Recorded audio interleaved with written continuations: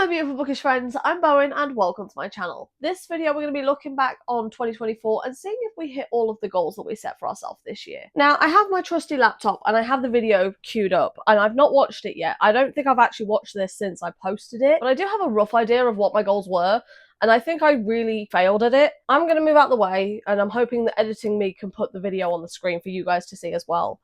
And we're going to watch the video and see how many of the goals that I actually achieved. Hi my beautiful bookish friends, I'm Bowen and welcome to my channel. In this video we're going to be going through the 24 books that I want to read in 2024, plus my reading goals for the upcoming year. I've also just realised that I'm currently wearing the exact same jumper that I was wearing in this video. We're going with it was on purpose for continuity reasons, but also I'm just wearing it because it's highly comfy, so I love this for me. The first goal I have for 2024 isn't necessarily a reading goal, but it's a channel goal, and for this I want to be able to put up 3 videos a month. I did not put up 3 videos a month. Some months I did, and with Bookmas, over the course of the year, technically it's balanced out. But did I put up 3 videos a month? No. So we're failing at the first hurdle, so I love that for me. Speaking of my wrap-ups and my reading vlogs, I want to be able to post those in a much more timely manner than I am currently doing, because more than once, more than a lot of times this year, my wrap-ups and my reading vlogs have gone out in the middle of the following month, and I don't want to be doing that. I did not succeed at this one either. There are some where it's in the 3rd week of the following month the wrap-up goes up. I'm fairly certain my November one only went up like a couple of weeks ago, and that was like a week late. So no, I also failed at this one. However, I did manage to reach 100 subscribers this year. Did a little dance around my kitchen when that happened. Very happy for me. This upcoming year, 2024, I'm going to put my Goodreads reading goal at 100, and I think I'm going to put my Storygraph one at 150. So I did manage to achieve both the 100 and the 150 reading goal. I didn't surpass the amount of books that I read the previous year. I didn't surpass 2023 when I read 190, but I did technically achieve both of my reading goals. That's not bad. My second reading goal is I want at least half of the books that I read in 2024 to be from my physical TBR. This one I definitely have done. 55% of the books that I've read this year have been from my physical TBR.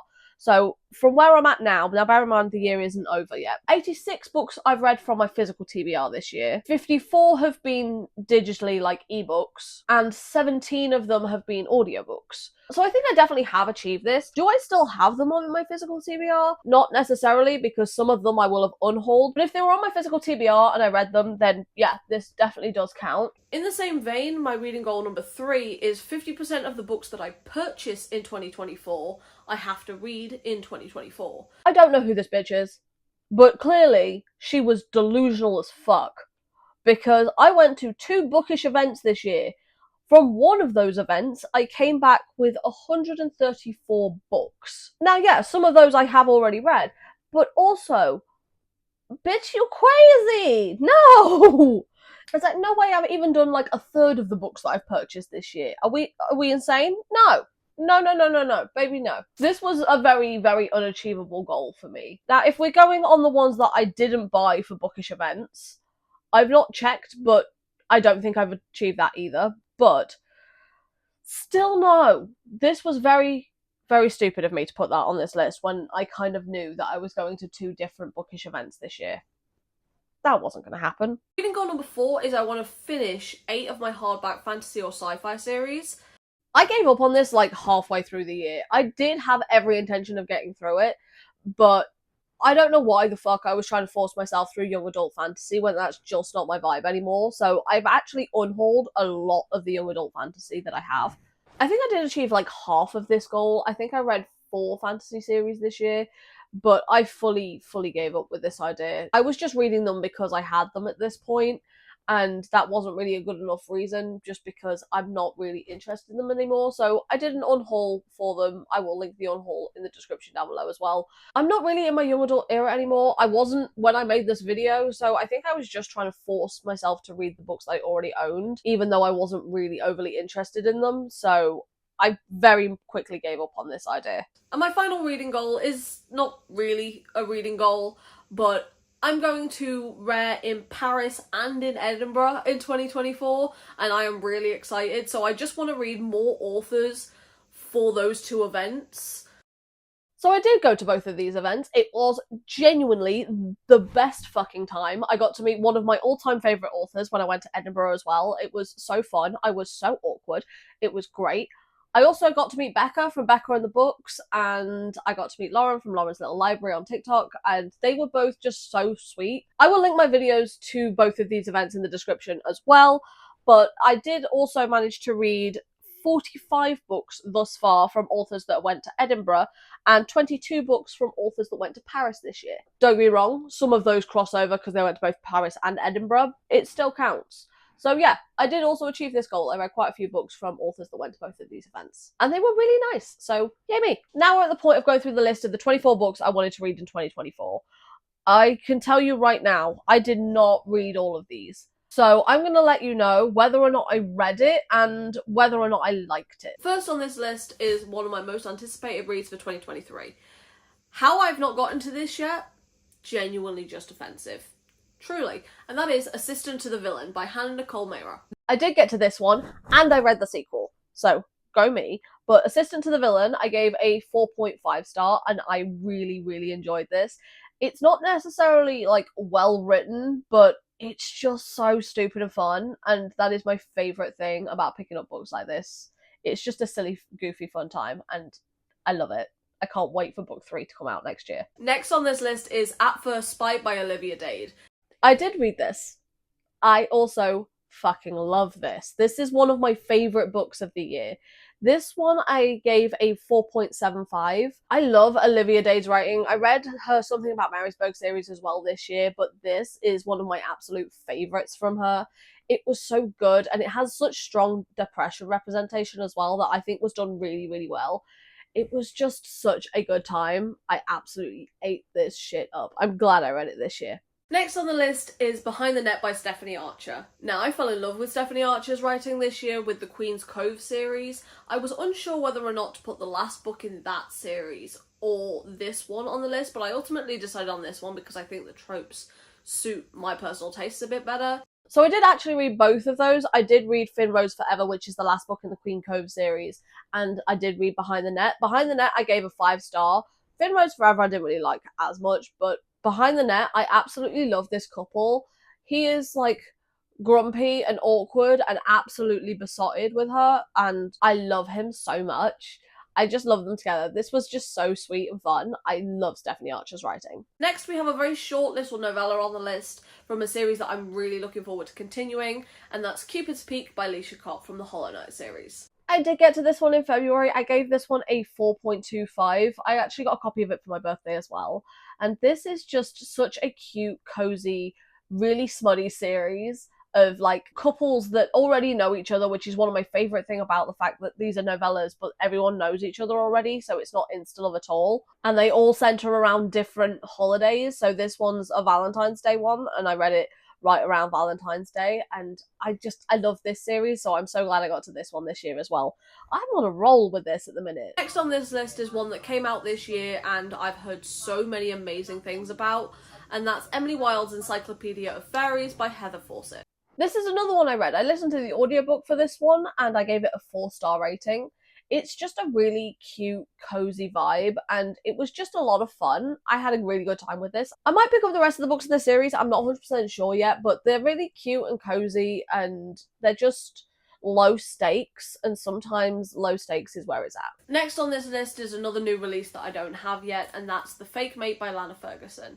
Now, Lana Ferguson wrote The Nanny, which I've not written on this list, but this one, being a fake dating shifter romance, you know that this is the one that I had to put on the list. And funnily enough, while I did read this, I only gave it a 3.75, and that was a very generous 3.75, because I did read The Nanny and I loved it. The Nanny got 5 stars. It was one of my favourite books of this year. The Fake Mate was just not good. The tension was not there. I just couldn't bring myself to not give it a 4. Okay, that's why it got a 3.75. I really love this author's writing. I just don't think that this one was very good. If I was in my last year, in my mean bitch era, I would have given it like a low 3. But I wanted to give it a 4-star, so I did. Even though it was not necessarily 4-star worthy. The Nanny is so much better. Next on this list, we have a Lucy Score book. And considering I had 3 Lucy Score books on my 23 and 2023, this one is one that I've been meaning to get to for a while. I have this entire series on my Kindle, and I've only read the first one, and that's Fall into Temptation. And we have hit our first failure. I have not read this one this year. I was totally meaning to get to it, but I was not in the mood for this at any point this year, and I'm very much a mood reader. Don't think I've picked up a single Lucy Score book this year, which is genuinely just a crime because I really do enjoy Lucy Score's work. I haven't read one this year. And obviously I really wanted to get to this one in autumn, but I never really got around to it. So no, this one was my first failure of this list so far. Next on this list is Guild by Raven Kennedy. Now this one is a King Midas retelling, and from what I can gather from the synopsis is basically just high-level Stockholm Syndrome. It is exactly high-level Stockholm Syndrome. I gave this one a 3.5. I listened to the audiobook for this. I don't know whether or not I want to continue this series, but I have the first at least 4 books, I think, on audio. So I might just binge the series at some point. But I hate the male lead in this so much. I hate him with a burning passion of 1,000 suns. And for some bizarre reason, the female main character is just besotted with him. And he has no redeeming qualities. I don't understand it. So I don't know whether or not I want to continue this series because I want to understand why she loves him so much, other than her just being a little bit of a fucking idiot. Next on this list, we have Golden Sun by Pierce Brown. Now, I read Red Rising earlier this year, and I absolutely freaking loved it. I did read Golden Sun this year. I ended up giving it a 3-star. I don't know whether or not it was because it was over a year since I read Red Rising, and I genuinely kind of forgot a lot of what happened in the first book, but I just wasn't into this one the way I was into the first one. I still don't like the romance in it. This one was very, very action-packed. Like, there was an action scene, like, every 3rd chapter. And it felt like it was just doing this all the time, and it got so fucking annoying. It might just be because I forgot everything that happened in the first one, but I don't think I want to continue on with this series because I just don't care that much about it anymore. But I did technically read it, even if it was only 3 stars. Next on this list is a brand new release, and that is Heartstopper Volume 5 by Alice Oseman. I fucking adore this series. If you don't love this series in particular, then you are homophobic and you hate joy. That is all I have to say about this series. I'm so looking forward to getting back to Nick and Charlie and all of their, like, shenanigans, and I'm just gonna fall in love with them all over again. No, I haven't read Volume 5 of Heartstopper. I also haven't watched Season 3 of the TV show yet. The reason why I didn't read this one this year is because I was really, really in the mood for it in May, but I was saving it for a magical readathon, which happened in September, because then I could read, like, comics and graphic novels and, like, shorter books in September. And then September rolled around and I wasn't really in the mood for it. So it just kind of got missed this year, which is kind of really unfortunate. Now, do I have time to read it by the end of the year? Yeah. Am I going to? Probably not. So maybe next year, hopefully.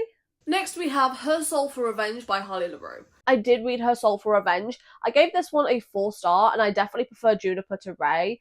This one was considerably darker than the first one, especially given everything Juniper had gone through. It's not just darker in plot, it's darker in spice too. Like, there is knife and blood play in this, and that is something that I'd never really read about before, and it was really quite jarring for me. However, it did make perfect sense for the characters in these books, so I 100% get that this is a me problem. I am looking forward to getting to the last one, and probably being traumatized by that one too, but this is a lot of fun. I really enjoy this series. Next on this list, we have another reasonably new release, and that's Iron Flame by Rebecca Yarros. No, I didn't get to Iron Flame. I think I would probably have to reread Fourth Wing before I get to Iron Flame, but I did also pre-order Onyx Storm, so I'm hoping that I can binge this series at the start of the year. I don't know if it's only 3 books, because if Onyx Storm leaves on a cliffhanger, I'm going to lose the will to live.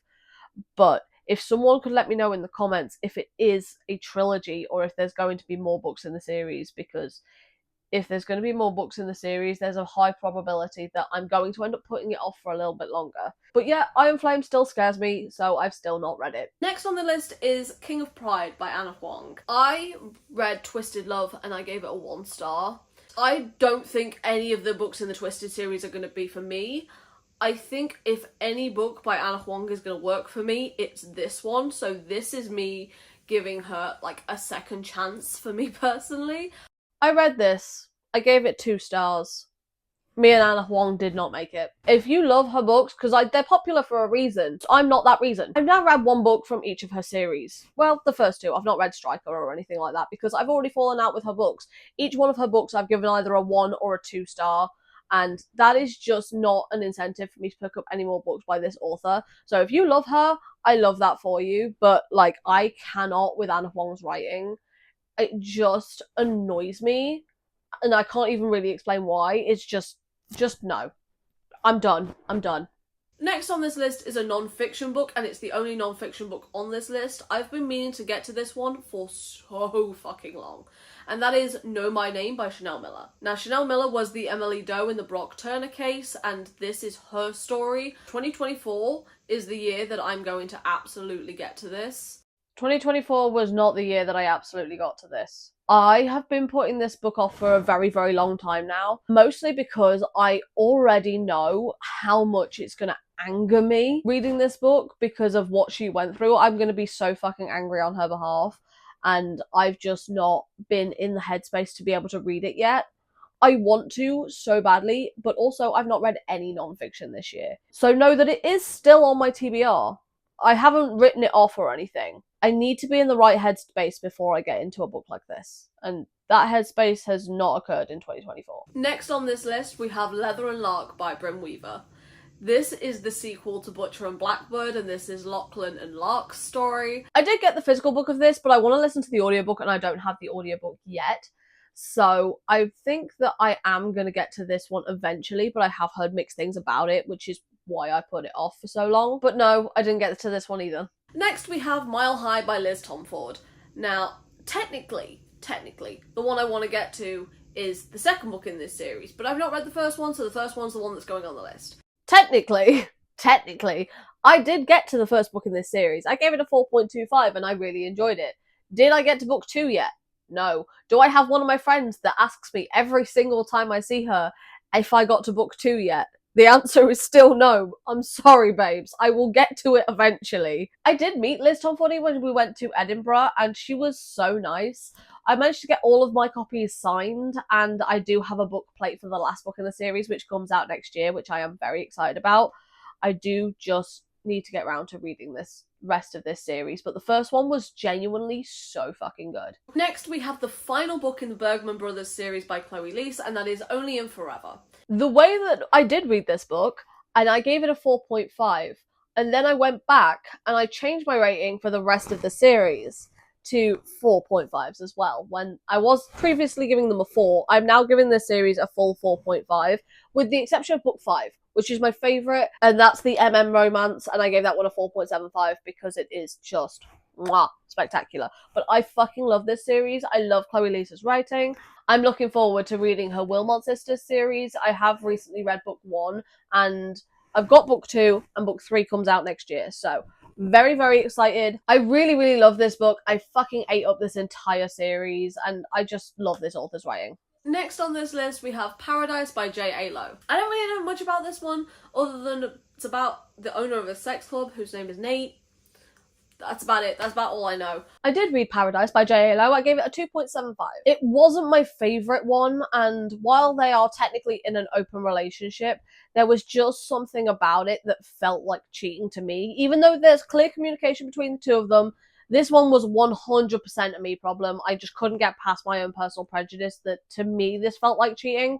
It didn't to the characters, but I couldn't get past my own personal prejudice with this one. And also, For it being set at a sex club island situation, I just thought the sex scenes were too rushed, and I just didn't vibe with that at all. It was fine, but it wasn't anything groundbreaking to me.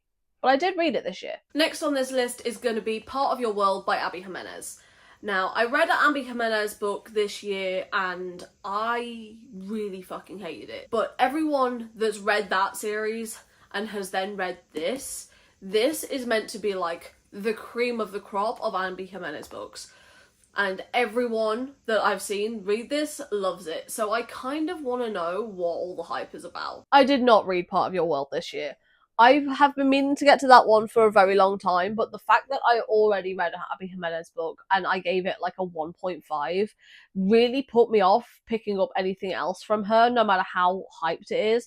I am determined to get to it eventually, but I'm not putting a date on when eventually is. This book is one of my someday I will get to it, but I feel like how much I disliked the last Abby Jimenez book, which was Happy Ever After Playlist. I gave that one a 1.5. So I feel like I still read that one too recently for me to pick up another book by this author and give her another chance. I don't think I'm ready yet. I will. I just don't know when. Next we have Ruling Sixthand by Victoria Avelin. Now, first of all, how unbelievably fucking rude of me to be mispronouncing her name for the entire fucking year. It's Avelin, not Evelyn. Dumbass. Fake fan, road. And I'm fairly certain I've been pronouncing it the Celacan series. It's the Clicaean series. Honestly, the disrespect that I still haven't got to this is just unreal. I managed to meet Victoria Avelin this year. One, she was genuinely so sweet and so nice, and I was so fucking awkward, but I still haven't got to this book. I think it's because it's like the most recent book of hers that's out, but I think what I'm planning on doing is I'm planning on rereading the entire series so I can get to this one. I have read Choosing Theo every single December now for the past 3 years, so spoiler alert for my wrap-up, I also reread Choosing Theo this December. I wasn't going to do any rereads this year, but I was having a particularly bad day, and I needed my Christmas book boyfriend, who is Theo, even though there's nothing Christmassy about Choosing Theo. But now I want to read the whole series all over again, just so I can get to this one, because then it feels like cohesive, and also so I can prepare for the next book that's coming out in the series next year, which I am so fucking excited for, it's not even funny. But I still love this author so much, so I will get to it. So help me fuck, I will get to it. The next book on this list is Sapphire Spring by C. Travis Rice. I read the first book in this series, Sapphire Sunset, earlier this year, and I fucking loved it. I thought it was so good. This is a series of male-male romances, and it's the Sapphire Cove series. I just can't wait to listen to the audiobook for this one. I loved the first one so much. This is my favourite book of the year. This is such an underrated book. I will scream about this book from the rooftops. I gave it 5 stars. It's 10 million thousand stars. I love it so much. The premise of it was like really kind of sweet and wholesome, and I sobbed like a little bitch frequently while reading this book. It was so unbelievably heartbreaking, but it pieced it back together, and it was so good. The fact that I hear no one else talking about this series, specifically this book, is genuinely a crime to me. This book is one of my favourite books of all time, but it's one of those ones that was so heartbreaking when I read it. I don't think I have the capacity to reread it, but oh my god, it was so good. If I think about this book too hard, I'm going to start crying again. So we're going to move on to the next one. Next, we have another 2024 release, and that's Starfire by Gabrielle Piccolo and Cami Garcia.